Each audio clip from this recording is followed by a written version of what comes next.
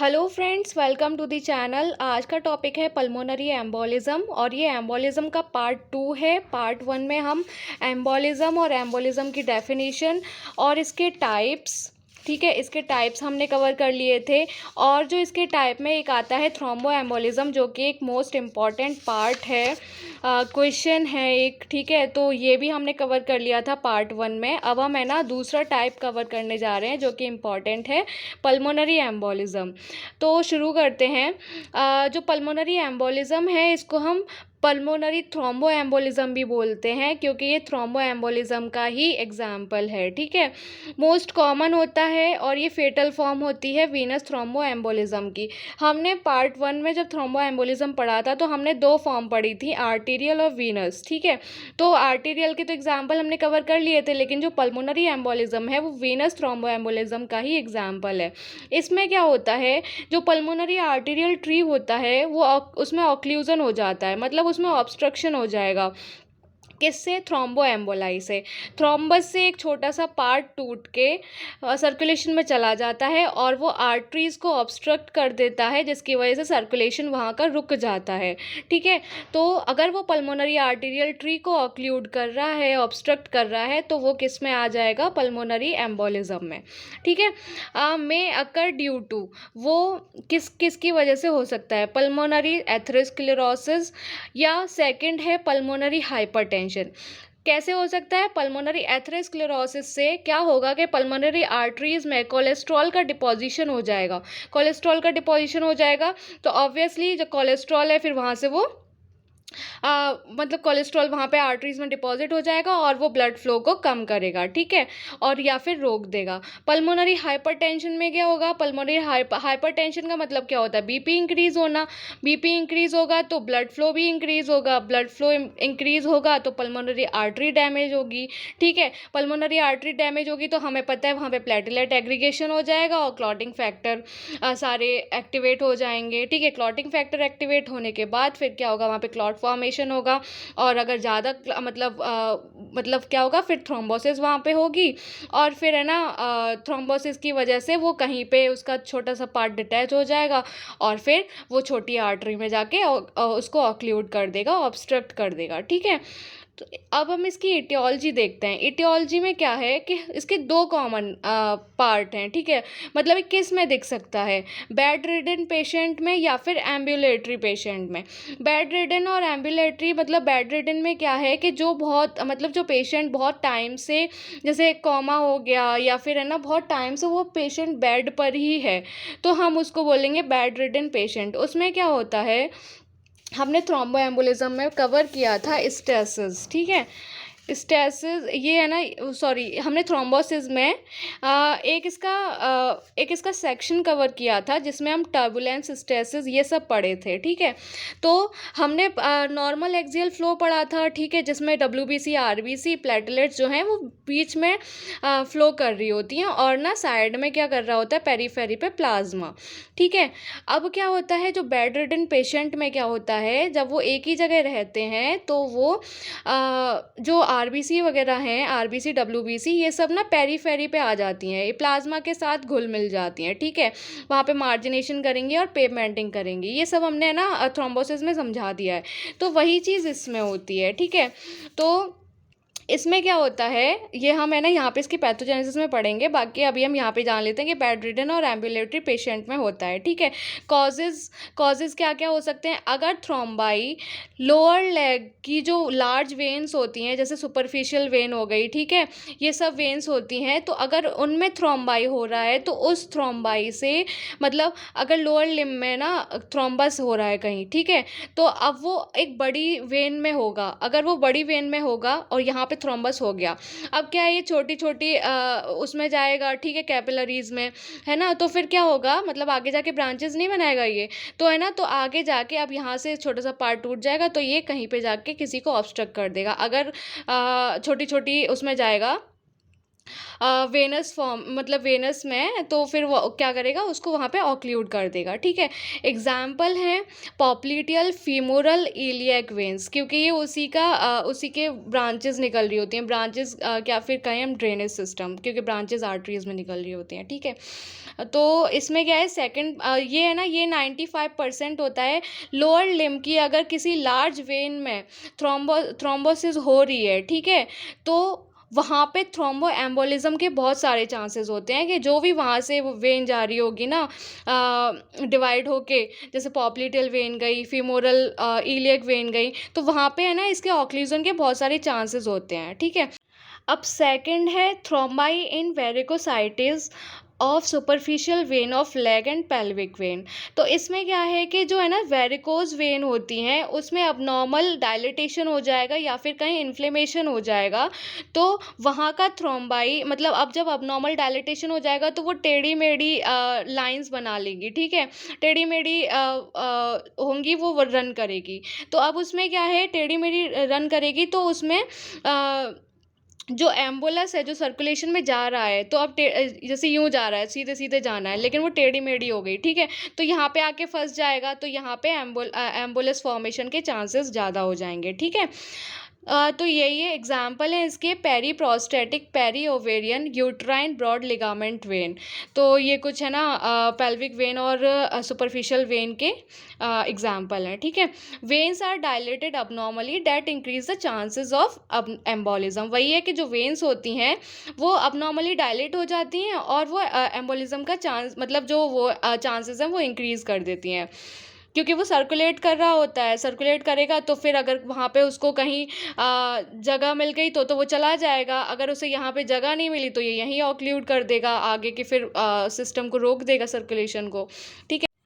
अब हम पढ़ते हैं पैथोजेनेसिस। तो पैथोजेनेसिस में हम बता चुके हैं कि स्टेसिस और हाइपरकोएगुलेबल स्टेट हमने थ्रोम्बोसिस में पढ़ा चुके हैं, ठीक है।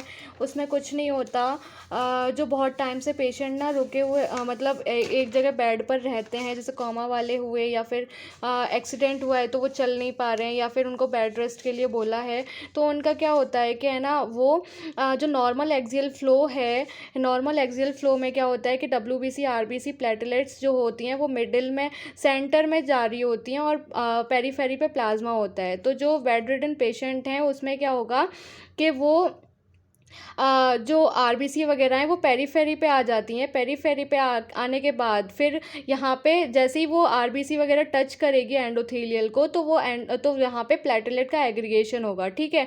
तो प्लेटलेट का एग्रीगेशन होगा, प्लेटलेट का एग्रीगेशन से हमें पता है हाइपर कोएगुलेबल स्टेट वहाँ पे आएगी, ठीक है। तो वहाँ पे फिर थ्रोम्बोसिस का फॉर्मेशन शुरू हो जाएगा, ठीक है। तो डिटेल में तो हमने थ्रोम्बोसिस में समझाया है, बाकी शॉर्ट में हमने यहाँ पे समझा दिया, बाकी और डिटेल में पढ़ना है तो आप थ्रोम्बोसिस में पढ़ सकते हैं। तो एम्बोलिज्म का ही पार्ट आप समझ लीजिए, तो इसलिए स्टेसिस और हाइपर कोएगुलेबल स्टेट यहाँ पे दिखाई गई हैं, ठीक है, क्योंकि थ्रोम्बोसिस से टूट के ही एम्बोलिज्म बन रहा है, ठीक है, एम्बोलिस बन रहा है। अब क्या है इसमें क्या हो रहा है, ठीक है, डिटैचमेंट ऑफ थ्रोम्बाई, थ्रोम्बाई का डिटैचमेंट हो रहा है, टूट रहा है थ्रोम्बाई, कहाँ से, large when of lower leg, ठीक है, superficial vein of leg, pelvic when, ये सब बड़ी बड़ी वेन्स हैं, यहाँ पे थ्रोम्बस का कहीं फॉर्मेशन हुआ होगा, ठीक है, तो जिसको हमने बोला है थ्रोम्बो एम्बोलस। और फिर वो क्या है कि वीनस ड्रेनेज में फ्लो हो रहा है, मतलब वो सर्कुलेशन में फ्लो होते हुए मतलब लार्जर वेन से, बड़ी बड़ी वेन से सर्कुलेशन में फ्लो हो रहा है और फिर वो कहाँ पे पहुंच रहा है, बहते बहते फ्लो होते होते right side of the heart में, ठीक है। तो अब हमारे लोअर लिम्ब से direct right side of the heart में, मतलब सर्कुलेशन से होते होते वो हार्ट में पहुंच रहा है, ठीक है। तो ये भी कैसे मतलब ये भी कॉज है एक एम्बोलस का, ठीक है, कि वो कैसे पहुंच रहा है हार्ट में, और यहाँ पे वो थ्रोम्बो एम्बोलस कॉज कर दे रहा है, ठीक है। अब हम पढ़ते हैं कुछ टर्म्स, जैसे कि सैडल एम्बोलस हुआ, मल्टीपल एम्बोलस हुआ और पैराडॉक्सिकल एम्बोलिज्म हुआ। ये टर्मिनोलॉजी इंपॉर्टेंट है, हमको आनी चाहिए, ठीक है। तो इसमें क्या है, अगर कहीं पे बड़ा थ्रोम्बस बना हुआ है, ठीक है, इफ़ थ्रोम्बस इज़ लार्ज, तो उसमें क्या होगा, या तो वो मतलब bifurcation of main pulmonary artery, या फिर क्या होगा, found in the right ventricle, क्या होता है, ठीक है। तो अब क्या है, ये कोई आर्टरी है, आर्टरी है यहाँ पे थ्रोम्बस बन गया, ठीक है, कोई बड़ी आर्टरी है यहाँ पे थ्रोम्बस बन गया। अब क्या हुआ कि बाइफरकेट कर गई ये, ठीक है, बाइफरकेट कर गई आर्टरी, है ना। अब क्या है, ये बाइफरकेट कर गई, दो जगह, दो पार्ट में बट गई। तो अब ये ना तो यहाँ जाने का रहा, ये मतलब ये यहाँ तक आ गया, ना यहाँ जाने का रहा, ना यहाँ जाने का, तो ये यहाँ पे बन जाएगा और ऑब्स्ट्रक्ट कर देगा, ठीक है। अब क्या है, थोड़ा बहुत जो ब्लड फ्लो हो रहा होगा, तो अगर तेज़ी से ब्लड आ रहा है तो है ना, उधर से छोटा सा पार्ट टूट के वहाँ पे थ्रोम्बोएम्बोलिज्म कॉज करेगा। और अगर ऐसे नहीं हुआ तो फिर क्या है कि वो है ना राइट वेंट्रिकल में जाके रुक जाएगा, जिसको हम बोलेंगे सैडल एम्बोलस।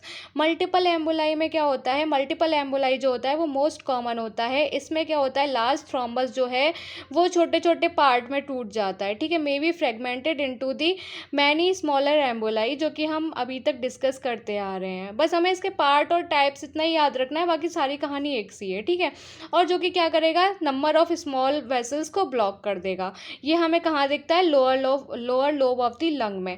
एक टर्म है पैराडॉक्सिकल एम्बोलिज्म। इसमें क्या है, ये है ना flow with the circulation. Paradoxical मतलब ये क्या है कि अगर ब्लड का फ्लो इधर जा रहा है तो ये यहाँ पे एम्बुलेंस ऐसे जाएगा, अगर ब्लड का फ्लो ऐसे जा रहा है तो एम्बुलेंस इस फ्लो पे जाएगा, ठीक है, ऊपर जा रहा है तो एम्बुलेंस ब्लड के साथ मतलब फ्लो करता है, ठीक है।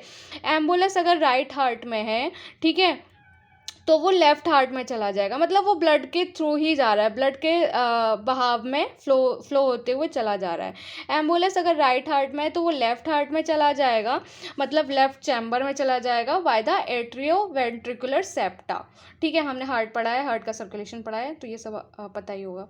Pulmonary embolism reaches to the circulation. जो पल्मोनरी एम्बोलाई है वो सर्कुलेशन में पहुंचेगा, ठीक है, और उसको हम बोलेंगे सिस्टमिक सर्कुलेशन, मतलब सिस्टमिक सर्कुलेशन के थ्रू जो पल्मोनरी एम्बोलाई है वो सर्कुलेशन में पहुंचेगा। अब क्या है कॉन्सिक्वेंसेस देखते हैं इसके। 6 कॉन्सिक्वेंसेस हैं, ठीक है। acute core pulmonale, sudden death, pulmonary infarction, pulmonary hemorrhage और pulmonary hypertension, chronic core pulmonale और pulmonary arteriosclerosis, ठीक है। इनको डिटेल में देखते हैं हम। कॉन्सिक्वेंसेस को देखिए, सबसे ज़्यादा हाई रिस्क किस में होते हैं, हम जानते हैं बेड रिडन पेशेंट्स में होते हैं, लेट प्रेगनेंसी में देखा जा सकता है, पार्चुरेशन में और कॉन्ट्रासेप्टिव पिल्स में, ठीक है। सडन डेथ हमने उसमें देखा, जो हमने नंबर 1 कॉन्सिक्वेंस था इसका, ठीक है। तो मैसिव पल्मोनरी एम्बोलिज्म हो जाएगा। मैसिव पल्मोनरी एम्बोलिज्म से क्या होगा, सडन डेथ हो जाएगी, क्यों, वहाँ पे ना चेस्ट पेन होगा ना डिस्निया होगा, सडन डेथ हो जाएगी, ठीक है। अगर वहाँ पे कहीं ऑब्स्ट्रक्शन हुआ तो वो पेशेंट जो है वो उसकी तुरंत ही डेथ हो जाएगी, बिना किसी चेस्ट पेन के, बिना किसी डिस्निया के, ठीक है। इफ़ डेथ इज़ डिलेड, अगर डेथ नहीं होती है तो क्या होगा, उसके जो फीचर्स हैं, उसके जो साइंस हैं वो एमआई को रिजेंबल कर रहे होंगे, मायोकार्डियल इन्फार्क्शन को रिजेंबल कर रहे होंगे, जैसे कि डिस्निया हुआ, चेस्ट पेन हुआ, शॉक हुआ, ठीक है। तो ये सब क्लिनिकल फीचर्स हमें देखने को मिलेंगे अगर है ना सडन डेथ नहीं होती है उसकी। तो अक्यूट कोर पल्मोनेल, ठीक है, इसमें क्या होता है, न्यूमरस स्मॉल एम्बोलाई जो हैं, छोटे छोटे एम्बोलाई ऑब्स्ट्रक्ट करते हैं most of the pulmonary circulation को, मतलब जहाँ पे वो पल्मोनरी सर्कुलेशन की मतलब छोटी छोटी बहुत छोटी छोटी ब्रांचेस जा रही होंगी, तो वो छोटे छोटे एम्बोलाई ना यहाँ पे आके इसको ऑब्स्ट्रक्ट कर देंगे, result in the acute right heart failure, जिससे कि राइट हार्ट फेलियर हो जाएगा। Pulmonary infection, obstruction of small size pulmonary arterial branches causes pulmonary infection. अब क्या है कि वही है कि छोटे छोटे एम्बोलाई सर्कुलेशन में घूम रहे होंगे, तो वो क्या है ना उसको ऑब्स्ट्रक्ट कर देंगे छोटी छोटी पल्मोनरी आर्टेरियल ब्रांचेस को, और क्या करेंगे, पल्मोनरी इन्फेक्शन कॉज करेंगे। क्लिनिकल फीचर्स क्या है, चेस्ट पेन, हीमोटाइसिस और डिस्निया, ठीक है। पल्मोनरी हेमरेज में क्या है, ब्लीडिंग हो जाएगी, ऑब्स्ट्रक्शन ऑफ टर्मिनल ब्रांचेस, जिसको हम बोलेंगे एंडो आर्टराइटिस, और ये क्या करेंगे, कॉज करेंगे सेंट्रल पल्मोनरी हेमरेज, वहाँ पे ब्लीडिंग कॉज करेंगे, ठीक है। क्लिनिकल फीचर्स इसके हैं हीमोटाइसिस, डिस्निया और चेस्ट पेन। रिजोल्यूशन में क्या है कि majority of small pulmonary emboli resolve हो जाती हैं बाय द फाइब्रिनोलाइटिक एक्टिविटी। बहुत सारे जो एम्बोलाई हैं वहाँ पे फाइब्रोनोलाइटिक एक्टिविटी हो रही होती है, ठीक है। फाइब्रोनोलाइटिक एक्टिविटी मतलब क्या करता है कि वो एम्बुलस को डिज़ोल्व कर देता है, मतलब उसको ख़त्म कर देता है, तो वो रिज़ॉल्व भी हो सकता है, ठीक है। Pulmonary hypertension, chronic core pulmonale और पल्मोनरी आर्टरी स्क्लेरोसिस, ये सब भी एक फीचर हैं, ठीक है। तो इसमें क्या होता है, sequelae of multiple small thromboemboli undergoing organization. तो ये है हमारा पल्मोनरी एम्बोलिज़म, और ये भी एक इम्पॉर्टेंट पार्ट है एम्बोलिज़म का, थ्रोम्बो एम्बोलिज़म का। तो ये भी हमें आना चाहिए, एग्ज़ाम पॉइंट ऑफ व्यू से बहुत इम्पॉर्टेंट है। अगर आपको कहीं पे भी दिक्कत हो रही है या समझ में नहीं आ रहा है, तो आप हमें कमेंट सेक्शन में कमेंट कर सकते हैं, टेलीग्राम पे मैसेज कर सकते हैं, और हमारे चैनल को प्लीज़ सब्सक्राइब करिए और वीडियो को ज़्यादा से ज़्यादा शेयर कीजिए, और हमें बताइए कि हम नेक्स्ट वीडियो किस पे बनाएं, और हमें ये भी बताइए कि हमारी टीचिंग ऐसे ही सही है, मतलब नोट से, या फिर हम डायरेक्ट बुक से पढ़ाएँ, ठीक है। Thank you for so much watching the video. Thank you.